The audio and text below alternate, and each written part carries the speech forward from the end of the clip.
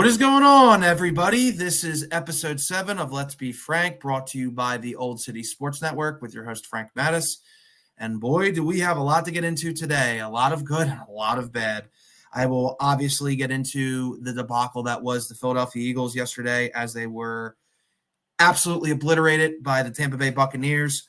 I will give you a mini preview of the Phillies postseason. Mitch Golf Mania is running wild, and I will give some thoughts on the unfortunate passing of Dikembe Mutombo, who passed away at the age of 58. So, let's talk about the Eagles. Boy, that was bad. That was disgraceful yesterday. To say that team was unprepared is the understatement of the century. Offensively, defensively, special teams, all three phases of the game just absolutely just pissed all over themselves and put on a disgraceful performance. And that is on Nick Sirianni. That is on Kellen Moore, Vic Fangio, Michael Clay, the coaching staff, the players, everybody. A disgrace of a performance by the Philadelphia Eagles. I don't know if it was because of the heat. I don't know if it was because they got shellacked last year in the postseason and they had PTSD. I don't know what that was yesterday, but it was a disgrace. Defense. My God. This is coming from a guy who gave you a standing ovation last week, thinking that there was some glimmer of hope with shutting down, at that point, the best offensive football in the New Orleans Saints. And to see what they put forth yesterday is mind-boggling. I have seen a lot of football in my day. I'm only 31 years old, but I've seen a lot of football. I've been obsessed with football for a long time, and I've watched a lot of football. I've played football.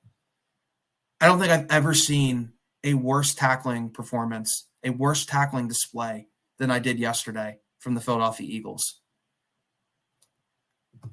Guys playing so far off the ball, guys not filling holes, guys not pursuing and getting to where they need to get to.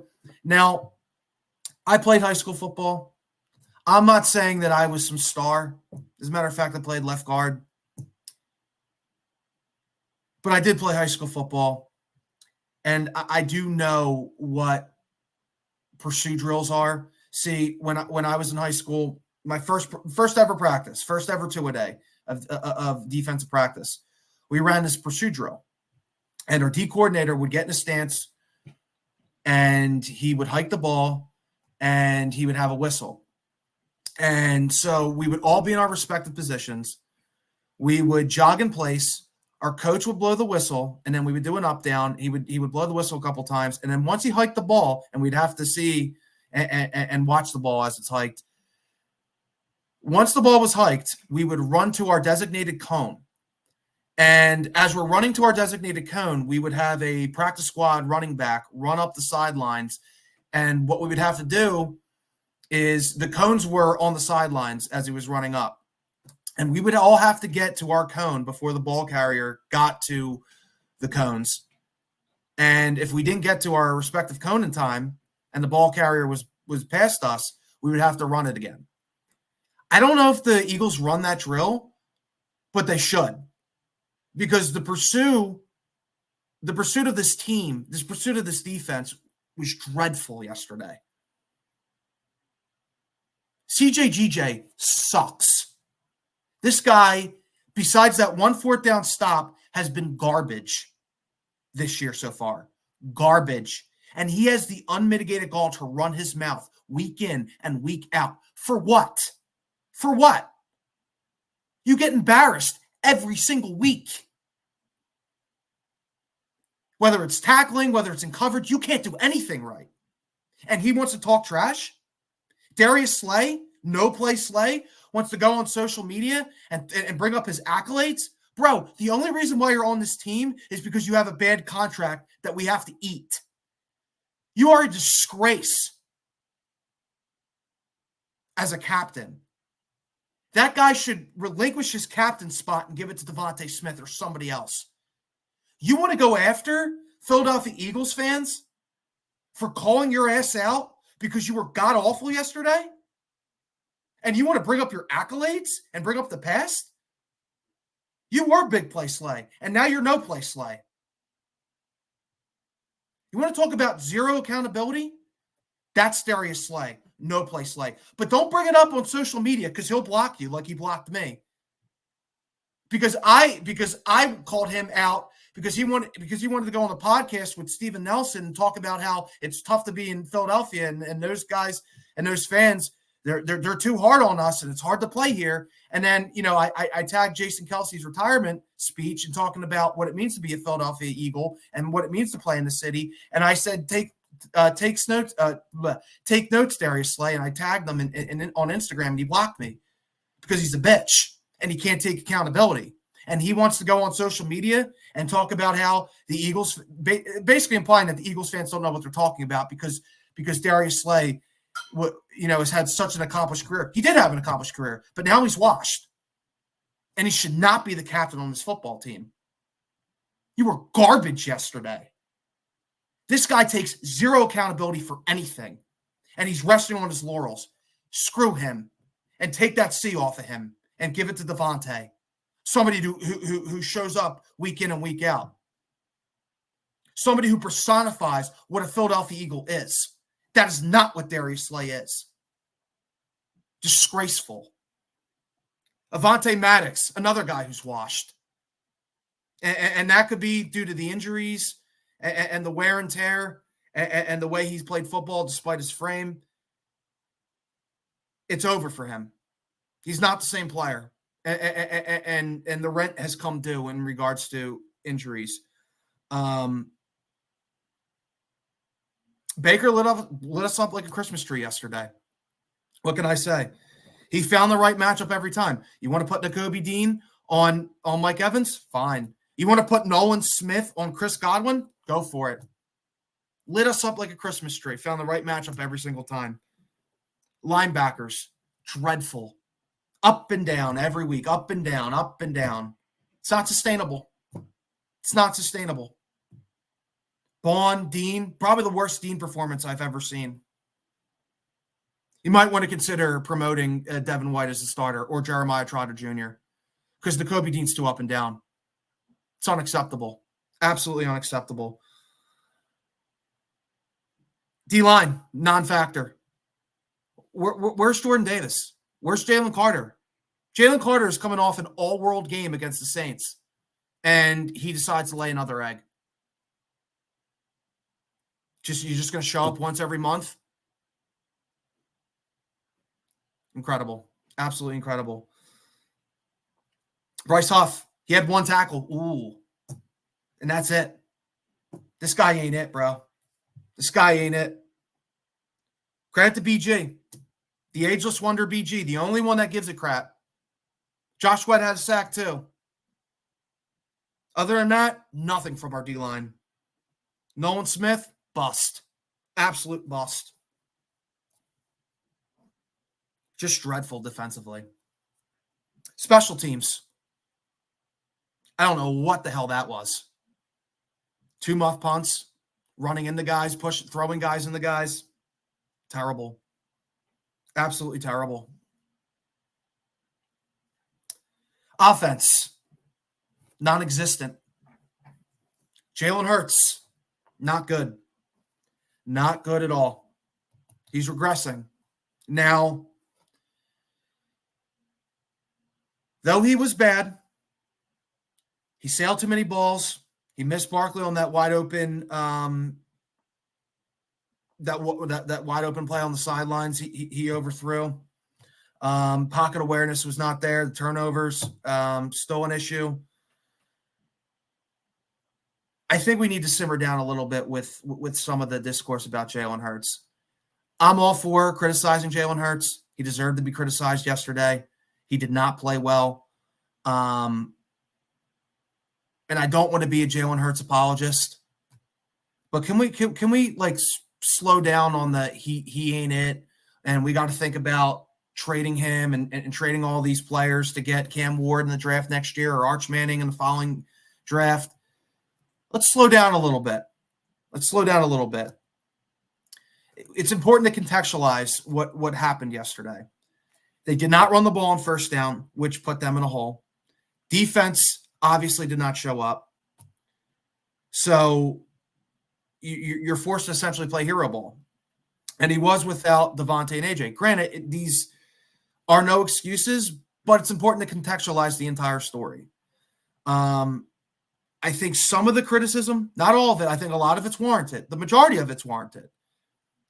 But this whole thing about he's not a franchise quarterback, slow down a little bit. There are growing concerns. I'm with you. I'm not defending that performance yesterday. That was not good. But to see people throwing out Jalen Hurts standees and just treating him like he's a bust and he's not a franchise quarterback, calm down a little bit.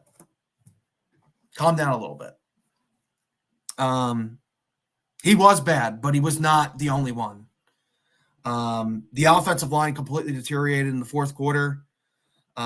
Fred Johnson just ran out of gas and paid the price for it. And I guess Kellen Moore forgot he had Saquon Barkley because they decided not to run the ball early on. And your defense is struggling. It's hot out. You know that it could be a long game for them, and it was. How do you reward a defense? How do you help your defense? Keeping them off the field. How do you do that? You run the ball. You run the ball on first down, and they did not want to do that yesterday for whatever reason. And then you dug yourself into a grave, and you had to try to get out of it, and that's when problems happen. And like I said, Jalen was not good at all yesterday, but it was not all on him. And I'm not trying to be a Jalen Hurts apologist by any stretch. And he should be criticized for what happened yesterday. And I'm glad he's taking accountability for it. But some of the discourse, I don't even want to listen to the radio. God knows what they're saying. I don't even want to tune in to the national media. I don't want to listen to any of it because from what I've seen on social media, the discourse is it's too much. We got to slow down a little bit with the Jalen Hurts criticism because we're not getting out of that contract anytime soon.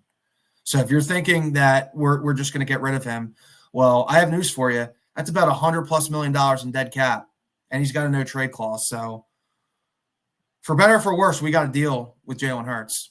But that doesn't mean he has work to do because he does, and he has to get better. These turnovers have to stop. He could have easily had another interception. But you do see glimpses at times. You do see, the touchdown pass to Paris Campbell. He did show great pocket awareness there and did find the open man. Those are things you work on.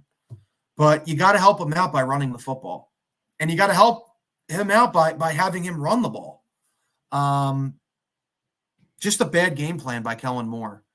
But again, no disputing that was a terrible performance by Jalen Hurts. And he has to get better. But we are 2-2. And this is a crazy season. Nobody expected the Minnesota Vikings to be 4-0. Nobody expected the Cincinnati Bengals to be 1-3. The Commanders look incredible right now. Who knows, with more tape on Jaden Daniels. But so far, he looks like the real deal Holyfield. It's a long season, and we couldn't have asked for a bye week. We couldn't have asked him for a better time for a bye week, excuse me. Get healthy. Still, AJ, Devontae being back in the fold will change things. Lane Johnson obviously would have helped out with the protection yesterday. And this defense, this special teams unit, this offense, it all needs work. And hopefully they can do that because that was a disgrace yesterday. And you got guys on this team that are just terrible vibes. CJ, GJ, and Darius Slay. No play Slay. And I'm calling them out specifically because they talk a lot of trash and they have nothing to show for it. And I'm tired of their BS. you are in no position to run your mouth on a weekly basis the way you play yesterday and the way you've played all year long. Just shameful. And this bye week couldn't have come at a better time because this team has a lot of work to do. And that includes Jalen Hurts. But I'm not giving up on Jalen Hurts, and I am not giving in to this garbage discourse that he's not a franchise guy. Could you argue he's not an elite quarterback? Sure. I think that's fair to say. At this point, right now he's playing like an average quarterback who does have a ceiling of being an elite quarterback. That's where he is right now. And the turnovers need to stop. But I do have faith. And I think some of the discourse is overblown. But he's got to get better. This team's got to get better. So that's that.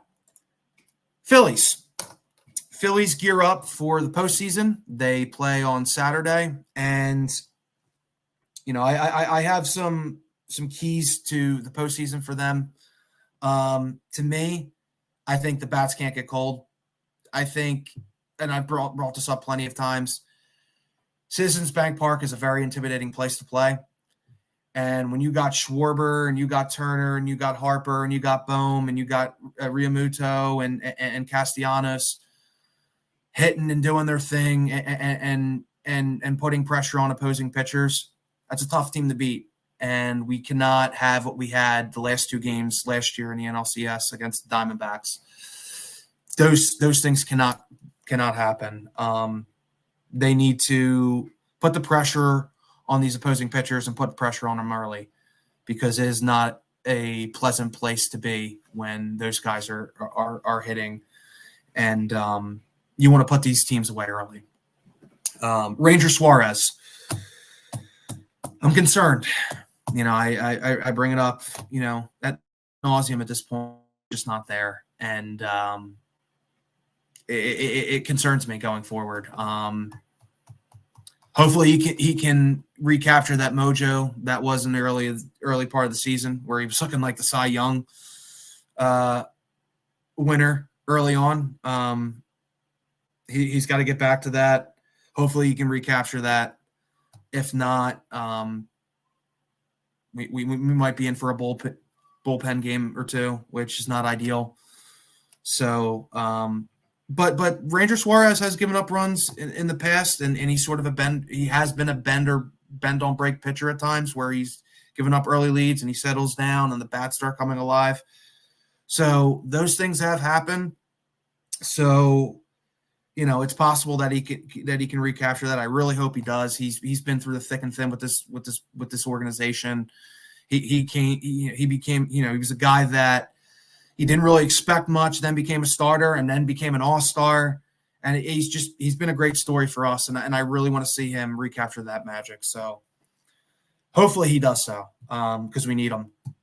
We need all four of our guys to, in our rotation, Wheeler, Nola, Sanchez, Suarez dealing, to take the pressure off of our bullpen. And speaking of our bullpen, I don't know about you guys.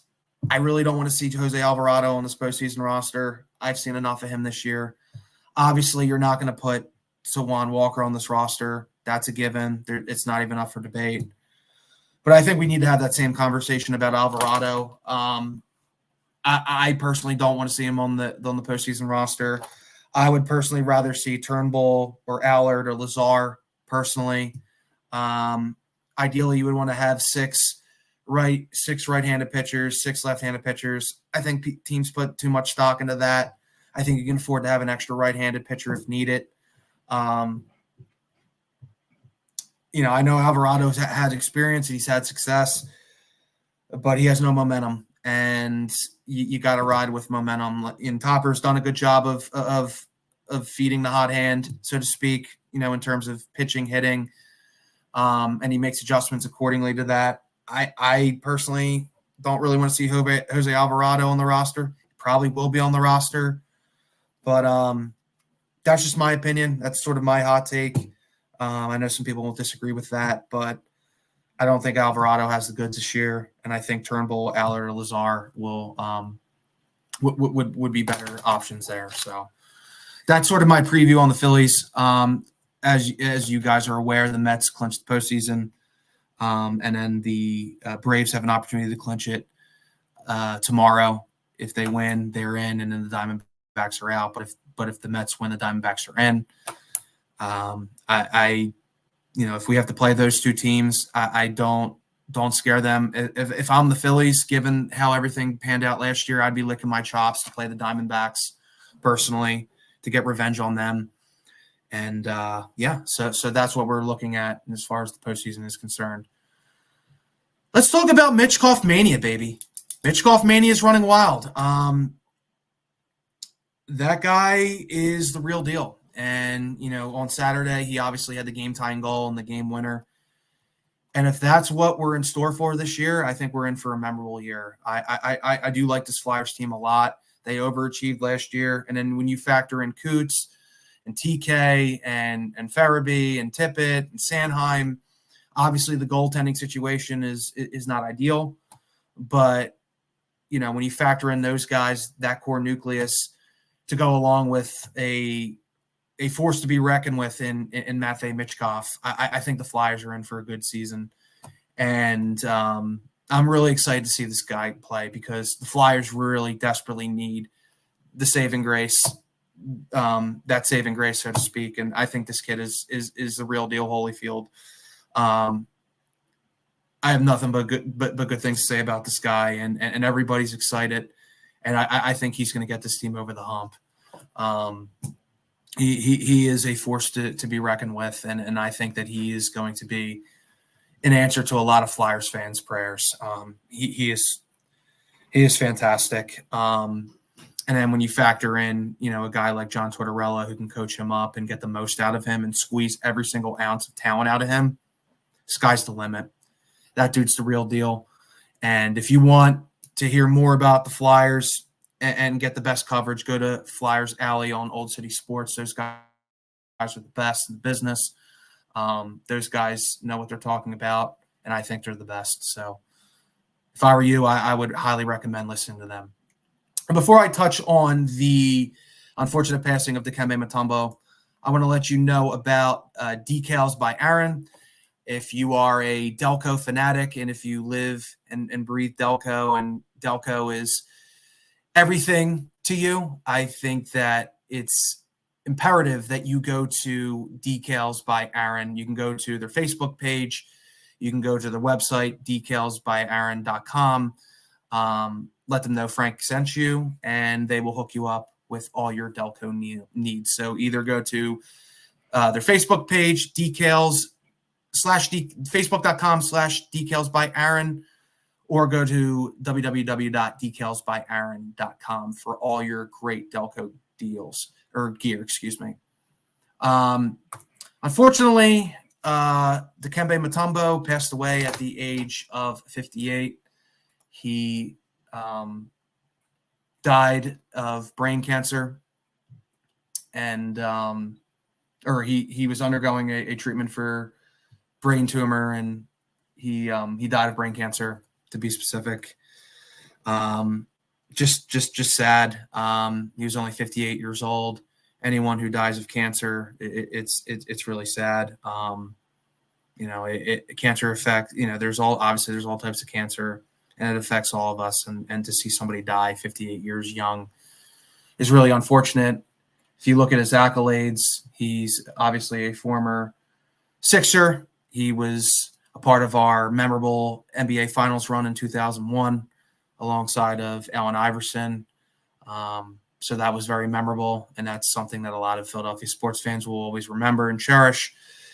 He was an 8-time All-Star, a second in all NBA second team in 2001, the year we went to the NBA championship, NBA Finals, 2-time All-NBA third team, a 4-time Defensive Player of the Year, just a force defensively, and a Hall of Famer in the basketball world. And he will truly be missed. And I will always remember the "Not in My House" commercial, as many of you will remember and cherish. So rest in peace to Dikembe Mutombo for the great moments. I will never forget your contributions, not only to the Sixers, but to the game of basketball. So that is that. A lot of good, a lot of bad, a lot of good things looking forward to, a lot of things I'm not so sure about with the Philadelphia Eagles. But hopefully that bye week, which is much needed, they can regroup. Like I said, they are 2-2, despite the up and down play, the inconsistencies from the defense. Jalen Hurts, has some issues he needs to work on. Coaching staff needs to get their act together, and certain players on this team, and that I won't name going forward, need to understand what it means to be a Philadelphia Eagle, and needs to understand that ship will not fly here. You want to talk the talk, you better walk the walk.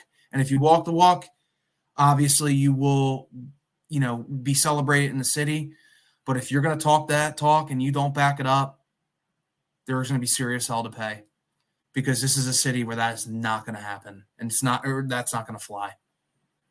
And we will call for your departure so fast your head will spin. So certain guys need to shut the F up and get back to work. So, but the season's not over. They're 2-2. The NFL has been crazy so far this year. It's a long season.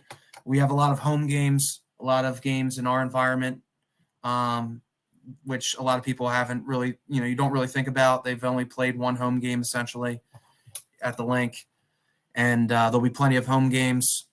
And, hopefully that we can come back from the bye, get healthy, make some adjustments, and finish out the season strong. But there's a lot of work that has to be done. So that will be it for me. I might do a podcast later this week. I don't know, depending upon my schedule. But I had to obviously touch on that debacle that was the Philadelphia Eagles against the Buccaneers.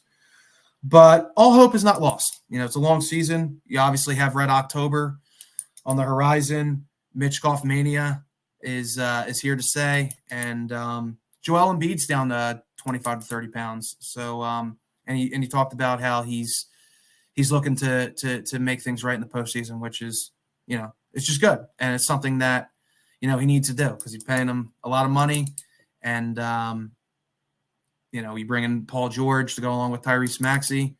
They have all the tools to get it done. So there's some negative, but there's always light at the end of the tunnel. So that will be that.